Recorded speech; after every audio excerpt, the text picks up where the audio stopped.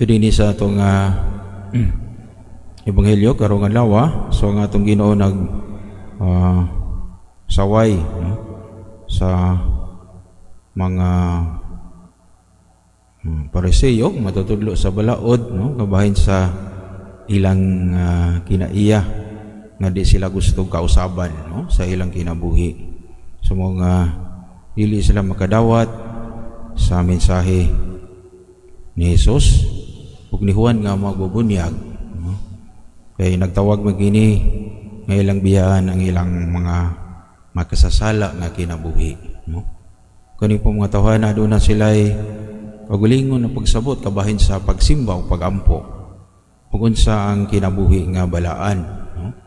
Kung dili ka may sama kanila, susama kang Hesus kang Juan nga magbubunyag, lahi man sila sa pamaagi sa mga Pariseo, mga matutudlo sa balaod, sa mga pari sa templo, o nga dili sila makadawat kang Hesus o kang Juan nga magbubunyag. So mo ni ang gisaway ni Hesus, nga bisag unsa pay buhaton sa mga propeta o sa atong Ginoo, dili gayud sila mausab sa ilang kinabuhi.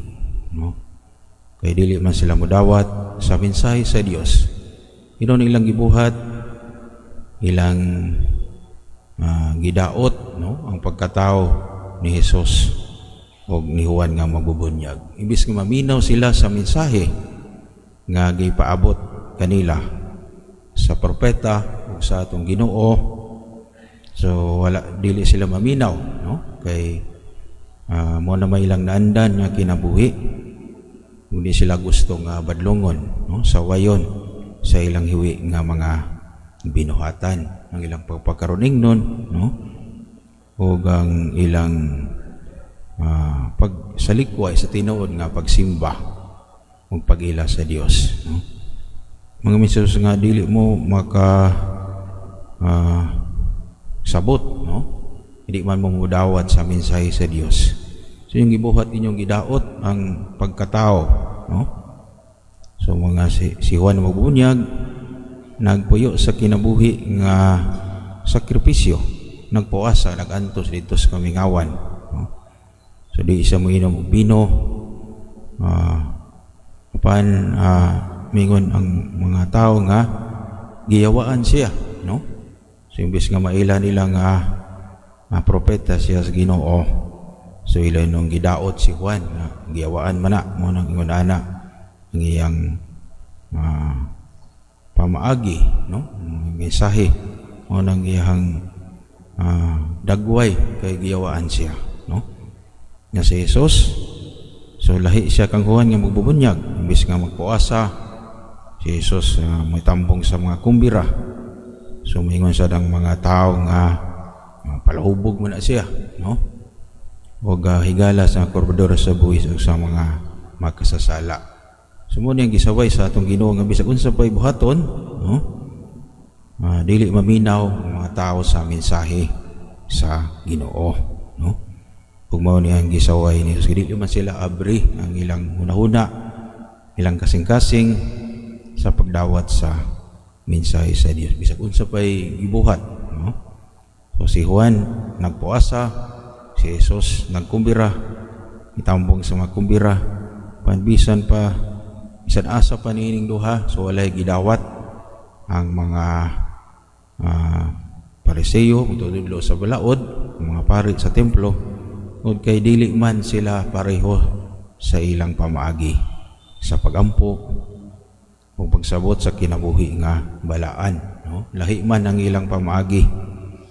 So si Jesus ug si Juan nga magbubunyag mihatag man og laing pamaagi sa pagkabalaan gawas sa templo, alternative to temple worship, sa kalaing pamaagi sa pagampo o pagsimba sa Dios, ug mao ni ang wa madawat sa mga tao sa iyang panahon. So sa kini ka pagtunan sa balang kanato, pagampo, pagsimba sa Ginoo dailahi sa matag tao, nanglan abli kita pangunahuna atong kasing-kasing lahi nga atong pamagi sa pagampo, no? Di ta mamugos, mao ra gyud ni ang sakto nga pamagi. Mao ra ba na itong pamagi karon mamugos ta, no? Ang atong pamagi mao ra mao'y sakto, kita ra mao'y correct, no? Kita ra mao'y nakasabot unsa ang sakto nga buhaton sa pagsimba o pagampo, unsa ang kinabuhi nga balaan, no? Ug naay ubang tawo nga dili parehas sa ato, so ato dayong sawayon, no? Kaya lahi ng iyang style, lahi ng iyang pamagi, no?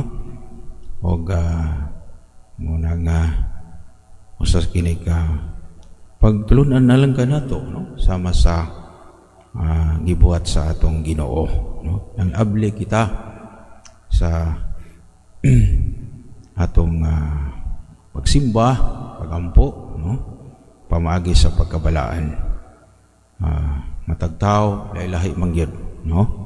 Dili ta mamugos sa atong pamagi, dili masimba ang tao sa Ginoo sa gahom sa Espiritu Santo. Asa siya gidala Espiritu Santo, no? Basta dili lang dautan na iyang gibuhat nga maayo, so kana siya gasa, grasya gikan sa Ginoo.